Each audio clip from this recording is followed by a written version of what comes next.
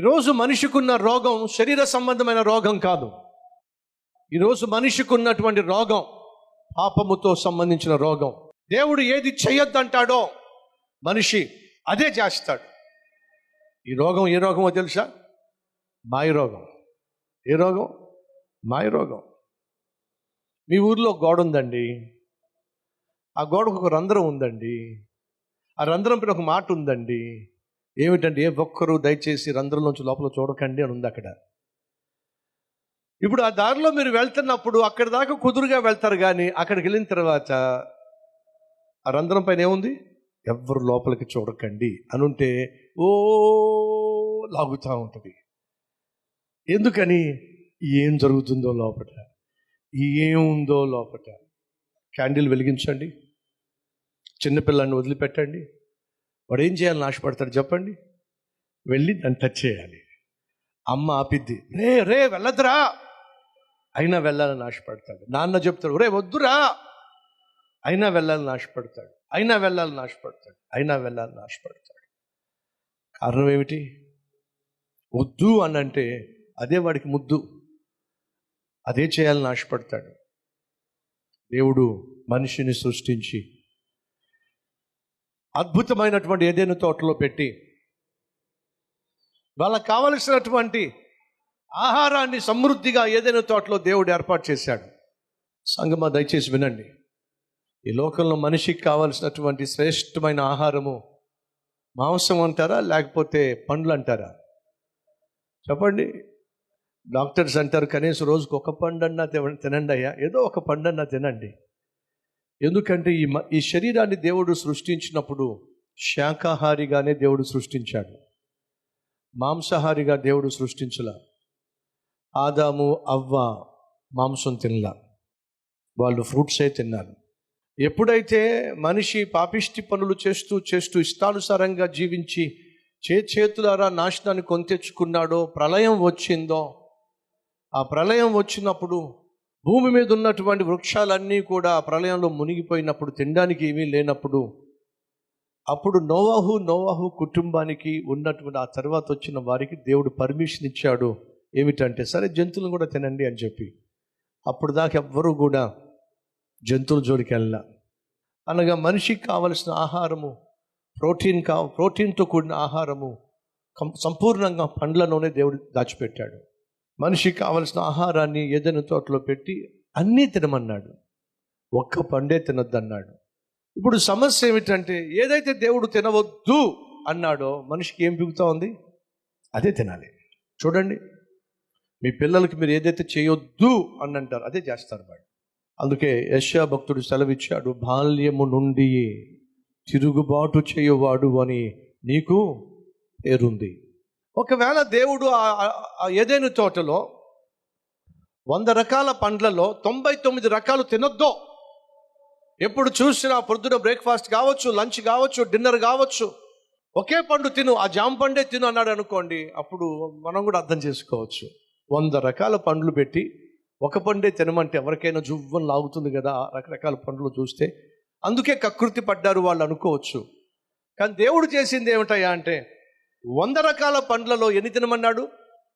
99 రకాల పండ్లు తినమన్నాడు. ఆ ఒక్క పండే తినద్దన్నాడు. ఒక్క పండే తినద్దన్నాడు. ఎందుకు ఆ ఒక్క పండు తినద్దన్నాడు? వారి యొక్క నమ్మకత్వాన్ని, విశ్వాసాన్ని, లోబడే తత్వాన్ని, విధేయతను దేవుడు పరీక్ష పెట్టాడు. స్కూల్లో ఎందుకు పరీక్షలు పెడతారు? వాడికి ఉన్నటువంటి తెలివితేటలు తెలుసుకోవడానికి. నేర్పించిన పాఠాలు వాడు నేర్చుకున్నాడో లేకపోతే నేర్చుకోకుండా టైంపాస్ చేస్తున్నాడో, వాని యొక్క చదువు పట్ల శ్రద్ధ, చదివే విధానాన్ని పరీక్షిస్తేనే కదండి వాడు పైకి వచ్చేది.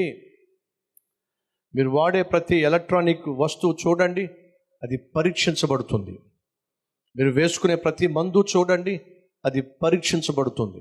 మీరు వేసుకునే ప్రతి వస్త్రం చూడండి, అది పరీక్షించబడుతుంది.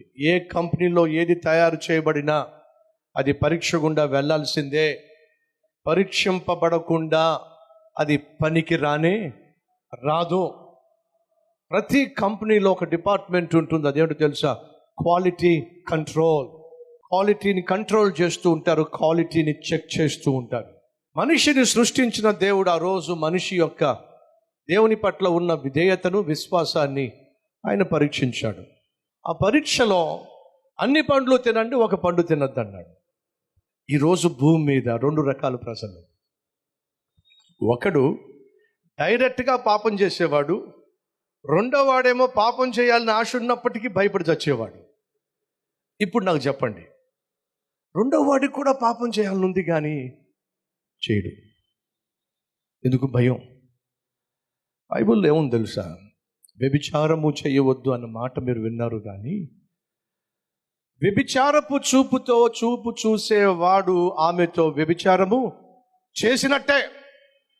అనగా మనిషి సాధారణంగా మనిషి చేసిన తప్పులను బట్టి తీర్పు తీరుస్తాడు, కానీ దేవుడు మనిషి కలిగి ఉన్న తలంపులను బట్టి కూడా తీర్పు తీరుస్తాడు.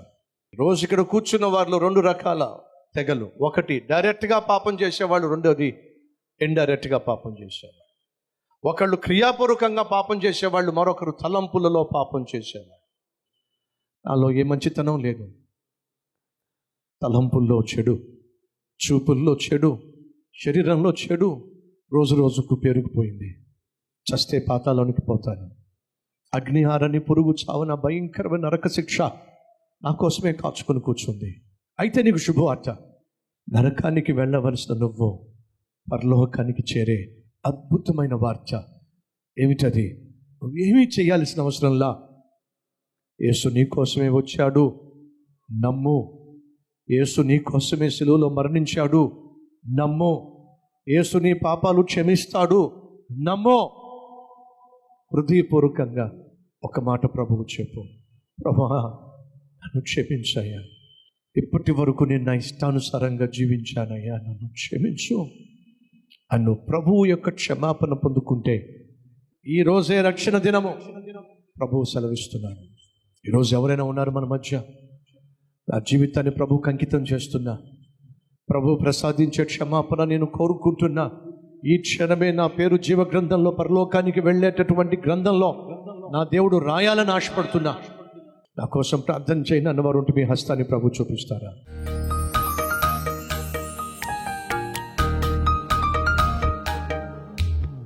యేసయ్యా నన్ను ప్రాణంగా ప్రేమించావు, నన్ను నరక శిక్ష నుండి తప్పించడానికి ఈ లోకానికి వచ్చావు. నేను చేసిన పాపము వల్ల నాకు రావలసిన శిక్షంతా నీ మీద వేసుకున్నావు, నా స్థానంలో నువ్వు మరణించావు. యేసయ్యా నన్ను క్షమించు. పుట్టిన నాటి నుండి నేటి వరకు చేసిన ప్రతి పాపమును బట్టి క్షమాపణ కోరుతున్నానయ్యా, మన్నించు. అరికాలు మొదలుకొని నడి నెత్తి వరకు నీ అమూల్యమైన రక్తములో నన్ను కడిగి శుద్ధీకరించి పవిత్రపరచు నాయన. నా పేరు జీవ గ్రంథంలో లిఖింపచేయ్యా. భూమి మీద ఇక మీదట నీ బిడ్డగా, నీ సాక్షిగా, నీతిగా జీవిస్తాను నాయనా. అట్టి కృప అనుగ్రహించమని యేసు నామం పేరట వేడుకుంటున్నాము తండ్రి, ఆమేన్.